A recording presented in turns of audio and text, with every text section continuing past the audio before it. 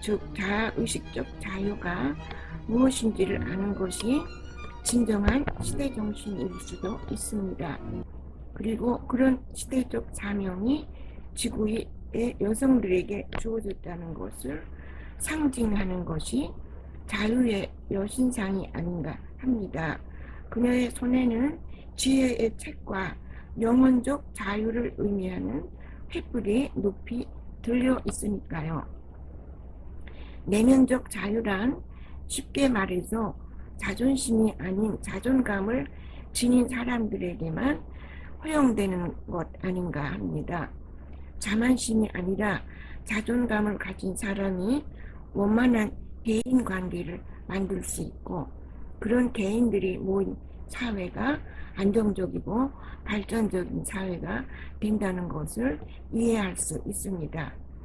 21세기 문명에 도달했다고 하지만 우리는 아직 소행성과의 충돌이나 우주의 불량한 집단으로부터의 침투도 예방할 수 없는 수준입니다. 그래서 진화라는 단어를 자주 쓰는데, 구체적으로 말한다면 인류의 자아의식적 진화가 필요하고 과학문명적 진화도 필요한 것입니다. 먼저 자아의식적 진화를 생각해 보면 우리는 지금까지 종교에서 가르친 대로 나면서부터 죄인이요, 스스로 자신을 구원할 능력도 없는 무력한 존재라는 자괴적 집단의식 속에서 살았습니다. 예수님이 아니라 사도 바울의 논리였지만 원죄론이나 대속론 등이 그 원인자 역할을 했던 것이지요. 그래서 구시대의 종교에 매달릴 때가 아니라는 것입니다. 그에 비해 이제는 나 자신을 사랑하자, 자신을 사랑하는 사람만이 남도 사랑할 수 있다는 긍정적 집단의식으로 성장하고 있는 중입니다. 한 단계 더 진화하면 나는 신의 자녀다 라는 개념이 일상화될 뿐만 아니라 실질적으로 초능력도 발휘하는 진화종 인간들이 될 것입니다. 증산 선생은 한국에서 1만 2천 명의 도통군자들이 탄생하리라 했는데 다른 나라들에서도 마찬가지일 것입니다. 그런데 그렇게 자아의식적 성장과 발전이 이루어지는데도 과학적 발전이 반드시 필요한 것이지요. 왜냐하면 지구 자기장과 의식적 깨어남은 밀접한 관계가 있기 때문이라고 합니다. 의식적으로 상승되고 깨어난다는 것은 현재 비활성화 상태에 있는 신성의 유전자가 활성화되어야 가능한 일인 것입니다. 유전 소립자들이 전화를 띄고 있다는 사실은 분자생물학에서 입증했고, 그렇기 때문에 지구의 자기장적 영향을 민감하게 받는 것입니다. 성명이란 내재적 신성의 유전자가 깨어난 상태를 의미하고, 동양에서 말하는 도통이라는 것도 같은 뜻입니다. 에덴 동산에 밤이 없었다는 것은 그곳에 인공 태양이 있었음을 의미합니다.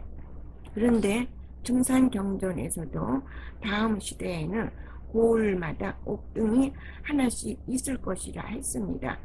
역시 인공 태양을 의미하는 것이며, 인간의 육체는 환골탈태, 즉 몸집이 커지고 임신과 해산의 고통이 사라지며 신선 같은 존재들이 된다 했습니다. 지금 선진국들은 모두 핵 융합 에너지 개발에 올인하고 있는데 40년 후를 목표로 하고 있다고 합니다. 그때쯤이면 지구도 과학적 천국 건설에 성공하게 됨을 의미하는 것이지요. 우리의 후손들은 애써 명상에 힘쓰지 않아도 신성의 유전자가 깨어나 모두 긍정적 사고방식과 높은 자아의식과 신통력도 발휘하는 명실상부한 천국 백성들이 되어 있을 것입니다. 지금처럼 가축이든 사람이든 전염병에 시달리고 기상이변이 악화되며 식량 생산 감소에 의한 전쟁이라도 발생한다면 인구 증가는 멈출 수도 있을 것입니다. 이렇게 어려운 시대라도 앞에 보이는 희망만 있다면 파도에 흔들리는 배가 전복되는 일은 없을 것입니다. 즉 지구가 원시 행성으로 추락하는 일은 없어야 하고, 그러나 막다른 골목에 이른 환경 문제 때문에 언젠가는 지구로부터 대피해야 하는 상황이 벌어질 수도 있을 것입니다. 그때를 대비해서 지구 내부 세계에 지하 땅굴이 아니라 아갈타 왕국이라는 내부 세계에 임시 피난처를 준비하고 있다는 뉴에이지 소식은 오래전부터 약속된 이야기입니다.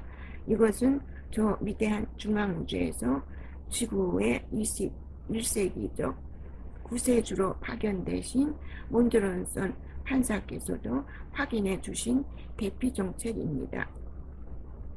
기성세대는 그 전에 모두 죽을 것이지만 그래도 후손들을 위해서 이런 뉴에이지 소식들은 그들에게 전달되어야 하는 것 아닌가요? 아니면 때가 지난 옛 종교의 목을 매야 할까요? 재림 예수인 그리스도 산한다님은 이렇게 강조했습니다. 머지않아 모든 교회와 사원들은 명상과 묵상을 통해 자신의 정신적 에너지를 고양시키는 법을 가르치는 장소가 될 것이라고요. 그런데 문제가 되는 것은 전쟁과 테러가 끊이지 않고 반외계주의자들에 의해 대문을 걸어 잠그고 있기 때문에 그분들이 우리를 도우러 올 수가 없다는 것입니다. 이 아비규와 같은 세상에 내려와 죽음을 무릅쓰고 우리를 도와줄 우주인은 없지 않겠습니까? 지구원죄는 우리 자신의 어두운 판단력과 종교적 의존심리 때문일 것입니다. 예수님과 붓다님, 그분들은 실력에서나 지구를 사랑하는 마음에서나 우리의 지원군이 되어줄 수 있는데 왜 그런 소식은 들려오지 않을까요? 그분들이 지구의 훌륭한 스승으로 왔다 가긴 했지만 지구의 운명과 관련해서 중대한 사안들은 행성 자결권에 맡겨져야 하기 때문이 아닌가 합니다. 또 우리 스스로 우리의 내부적 문제들을 해결하지 못하고 외부의 도움에 의존한다면 누가 우리의 자결권을 인정해 주겠습니까? 그래서 우주인 알렌의 충언을 다시 소개합니다. 영적 과학 혹은 정신적 과학이란 인간의 신에 대한 과학이며 사회적 과학이란 인간의 이웃과의 관계에 대한 과학입니다. 이런 과학들이 발전을 일으켜야 자신의 발명품을 올바로 사용할 수 있게 됩니다. 지구상에서 현재 가장 중요한 것은 여러 국가와 국민들 사이의 이해입니다. 그러나 우리는 이와 같은 우리의 관점을 당신들에게 강요하지는 않을 것입니다. 여러분이 하나의 전체로 할일되지 않는 한, 그리고 대부분의 지구인들이 그것을 원하고 있다는 뚜렷한 증거가 있을 때까지 우리는 대중 앞에 나타나지 않을 것입니다. 이 행성은 태초부터 우주의 통치권에 의해 개척된 행성이라는 사실을 심판의 컴퓨터가 증거하고 있습니다. 아카식 기록이라고도 하는 그 컴퓨터는 전체 과학 우주를 하나의 빅데이터에 연결시키는 살아계신 하나님, 파파소스 하나님의 통치 기구인 것입니다. 이런 사실을 잘 아는 증산 선생이기에 아래와 같이 예고해 주신 것입니다. 목사가 믿는 하나님이나 중들이 가르치는 부처가 본래는 하나로 돼 중생을 잘못 인도하면 천지의 원주인도 자리를 잡지 못한다. 어느 지역, 어느 나라든 이 시대는 민족과 국가도 뛰어넘을 수 있는 21세기적 사고방식이 필요한 시대입니다.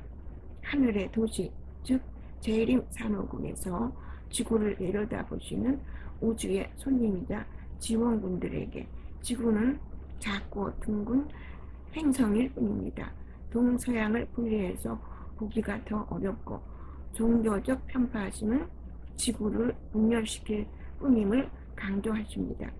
종교는 인간을 위해 주어진 교육 정책이지 인간이 종교를 위해 존재하는 것은 아닙니다.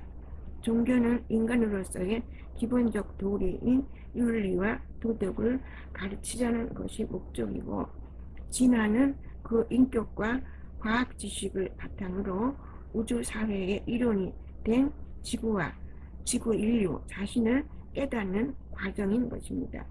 종교가 인류의 의식적 성장에 도움을 주기 위해서는 종교 스스로 정체성의 재확립이 필요합니다.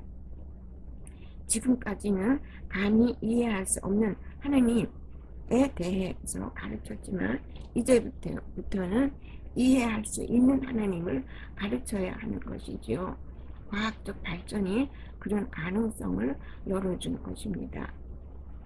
이상은 지난해 10월에 올린 영상을 재편집했기 때문에 순서가 뒤바뀌었음을 알려드리며 오늘은 여기서 마치겠습니다. 그럼 여러분 안녕히 계세요.